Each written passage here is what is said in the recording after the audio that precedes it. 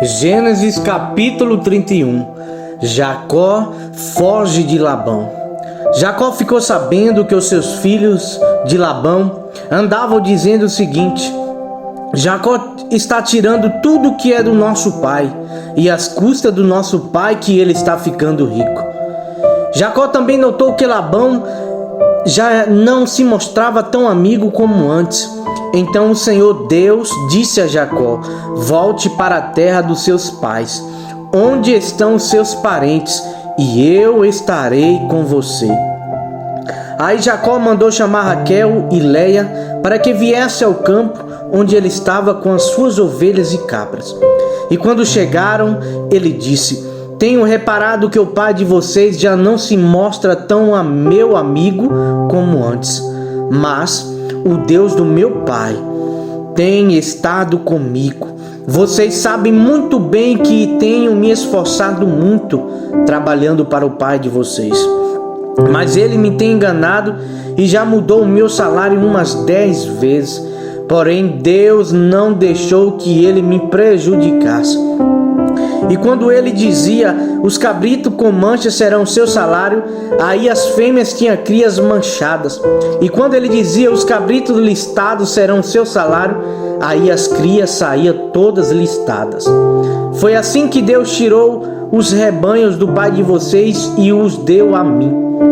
E um dia, quando os animais estavam no tempo do cruzamento, eu tive um sonho. Eu vi que os bodes que cobriam as fêmeas eram listados, malhados e manchados. Aí o anjo de Deus me chamou pelo nome e eu respondi: aqui estou. Então ele continuou: veja, todos os bodes que estão cruzando são listados, malhados e manchados.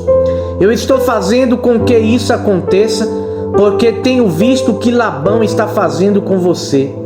Eu sou o Deus que apareceu a você em Betel, onde você me dedicou uma pedra derramando azeite sobre ela, e onde você me fez uma promessa.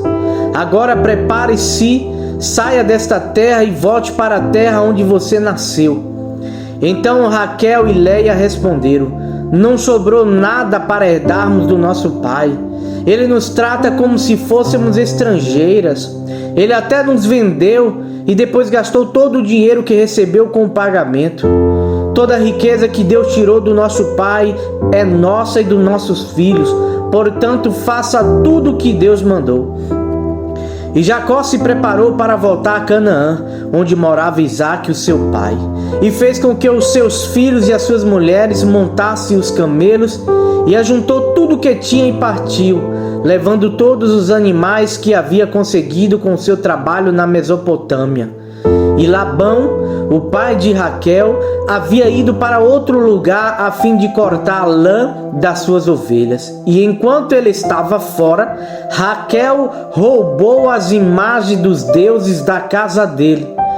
Foi assim que Jacó, sem avisar que ia embora, enganou Labão, o arameu, fugindo com tudo o que tinha. Atravessou o rio Eufrates e foi na direção da região montanhosa de Gileade. E 3 dias depois Labão ficou sabendo que Jacó havia fugido.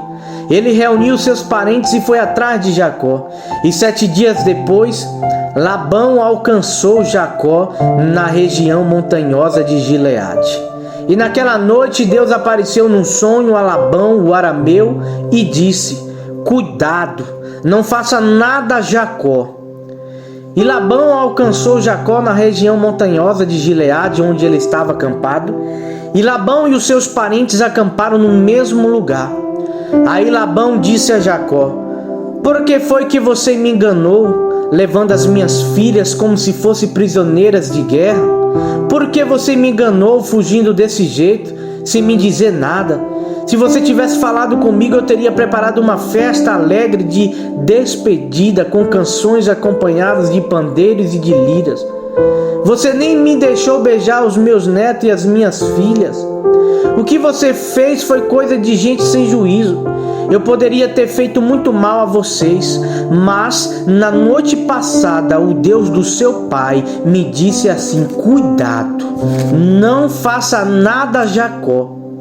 E eu sei que você foi embora porque tinha saudades de casa. Mas por que foi que você roubou as imagens dos deuses da minha casa?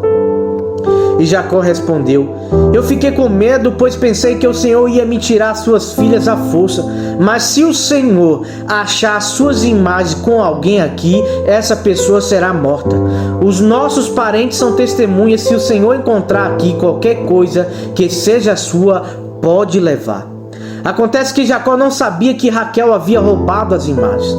E Labão entrou na barraca de Jacó, depois na de Léia e depois nas das duas escravas, porém não encontrou as suas imagens.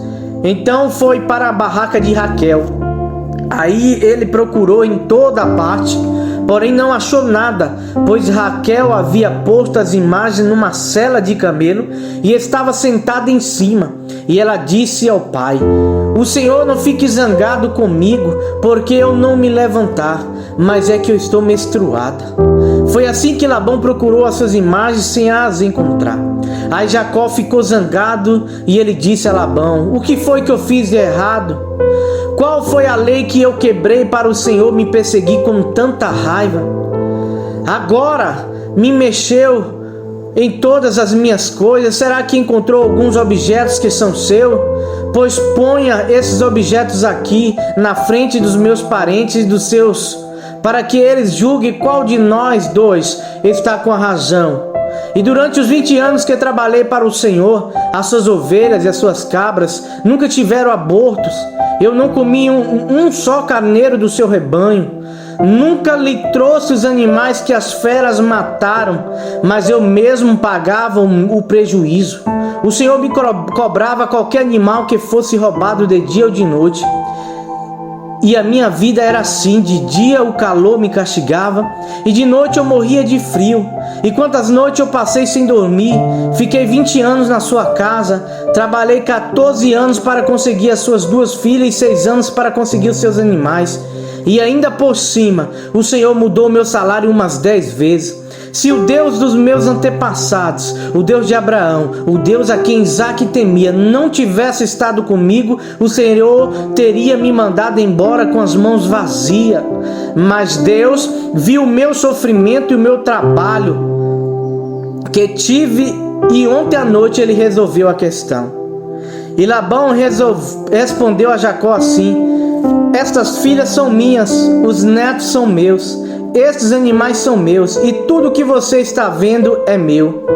Agora, como não posso fazer nada para ficar com as minhas filhas e com os filhos a que elas tiveram, estou disposto a fazer um trato com você. Vamos fazer aqui um montão de pedras para que lembremos desse trato. Então Jacó pegou uma pedra e a pôs de pé, como se fosse um pilar.